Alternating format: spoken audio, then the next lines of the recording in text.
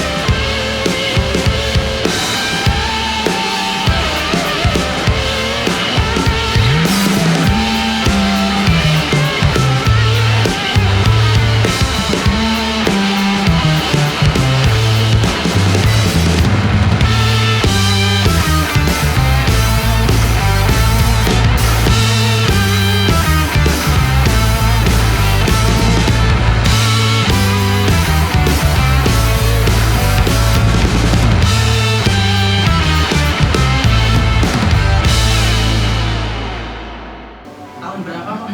Waktu ketemu tahun 2008. 2008. Awal 2008. Kemudian pada tahun berapa, Pak, akhirnya Bapak dan Ibu memilih untuk masuk Islam? Jadi 2010 ada kejadian saya ditabrak kereta api. Waktu awal kami menikah kami masih Nasrani. Kami seorang Nasrani. Kami dididik dari lahir Nasrani Kristen. Jadi 2010 saya ditabrak kereta api. Jadi ada satu perlintasan di situ nggak ada palang pintunya, nggak ada penjaga juga. Diseret sekitar 10 meter. Udah patah semua tulang kan. Waktu sadar saya udah ada di rumah sakit gitu. Patah, nggak bisa digerakkan. Dalam keadaan nggak tahu udah meninggal atau apa. Kabarnya sih udah meninggal. Katanya sudah meninggal, Pak? Iya, udah meninggal. Namanya kereta api. Iya ya. Motor jadi ban itu ban roda depan sama ban roda belakang udah jadi satu. 2010 di situ saya dalam keadaan tidak sadar, itu saya udah kayak ngelilingi satu kota. Warna hitam, saya ingat warna hitam. Saya keliling, saya pakai baju putih, keliling. Tapi nggak bisa ini, saya cuma terdorong-dorong aja. Terdorong-dorong, muter aja gitu.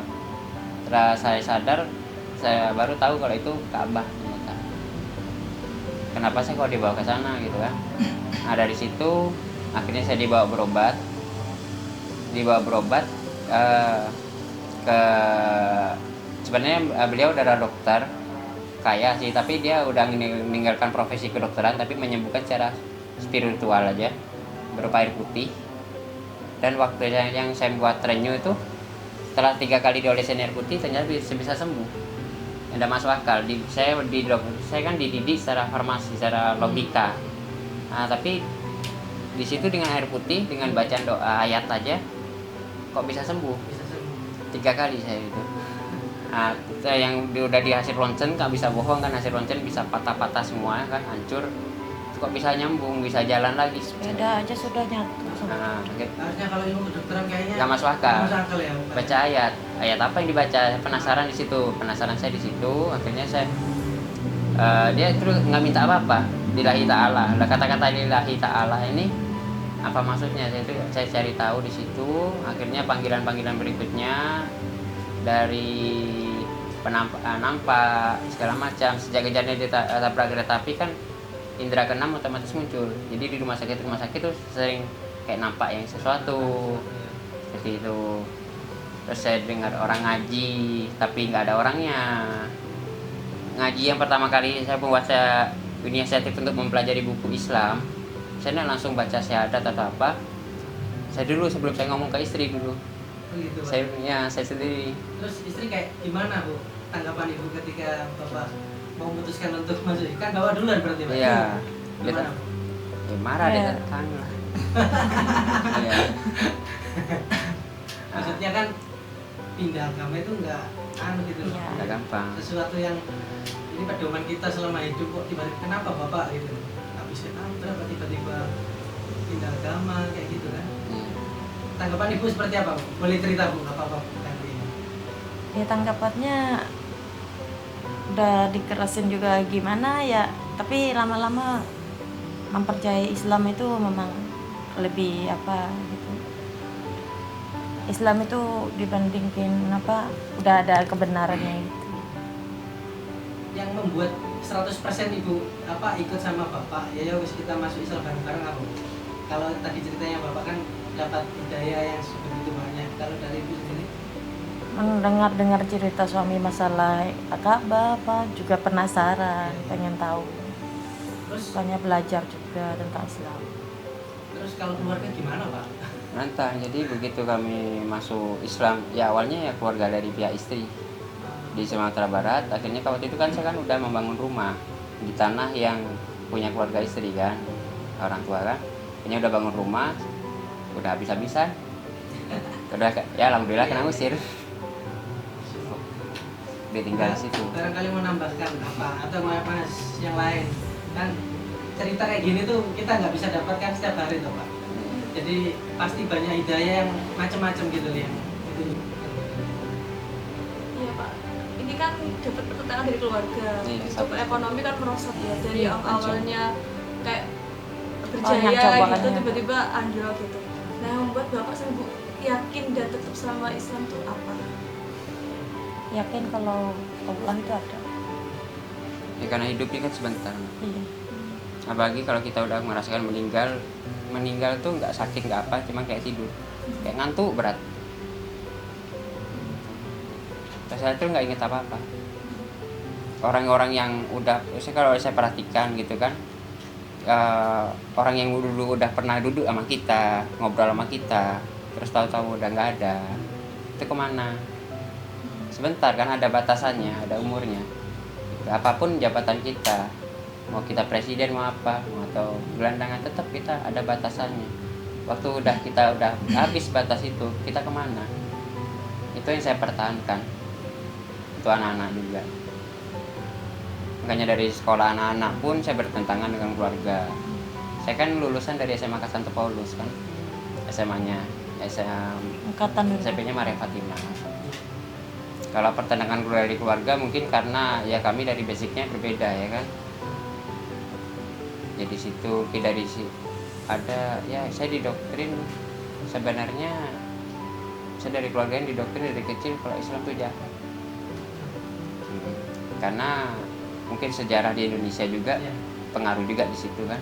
Terus kejadian beberapa kali kerusuhan terjadi siapa Kerusuhan dan lain-lain. lain-lain. Nah itu juga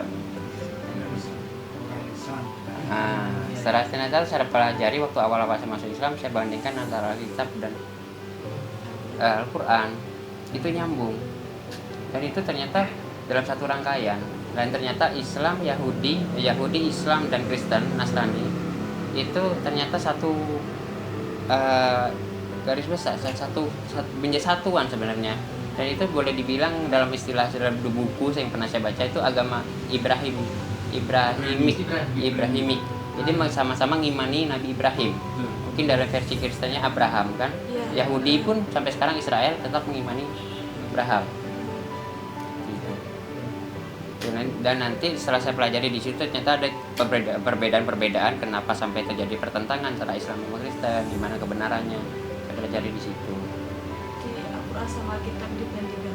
Iya, kalau di Kristennya tentang perjanjian lama itu kurang lebih sama persis dengan kejadian yang diceritakan di Al-Quran. Nanti berbedanya di perjanjian baru tentang Nabi Isa.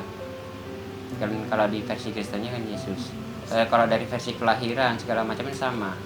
Itu dilahirkan melalui Roh Kudus. Itu sama persis. Yang istilahnya tidak punya bapak biologis itu sama. Nabi Yusuf kan sama. Kalau ibunya Maria kalau versi Kristennya, kalau di Islam Maryam sama persis. Gitu. Kenapa berbeda di situ nanti ada penjelasannya. Satu lagi Mbak, teman-teman yang lain Dan lebih yakinnya sih dari hati, kalau hati. mantap gitu lah ya Pak. Iya. Mantap 100%. Kalau ya modalnya yakin. Kalau dulu masuk Islam pertama syahadatnya di mana Pak? Masih ingat? Waktu itu baca di masjid di situ. Di daerah Di Padang. Oh, di Padang sana. Nah, tapi karena waktu itu ada dari pihak keluarga mempertanyakan surat. Kalau saya kira waktu dibaptis kan ada surat baptis. Surat Islamnya nggak ada kan? Iya. Jadi kalau Umar harus ada syaratnya Pak. Lah ya itu saya akhirnya nanya langsung. Saya karena penasaran saya pergi ke Departemen Agama di Jember. Akhirnya saya sebenarnya itu kan cuman Iya. secara manusia kalau yang di atas, tapi untuk sahnya dikasih juga ada dibuatin. Baru tahu kalau apa keluar dari Iya. anu ada surat. Ada sih. Ada surat mualafnya, saya udah punya juga tahun 2022 ya. Iya, dari Kami baca ulang di kalimat syahadat. Tapi nggak dipersulit kalau untuk ngurus yang surat baptis itu enggak? Apanya? Nggak dipersulit kan sama Oh enggak perlu syahadat baptis, saya minta surat bahwa saya mualaf.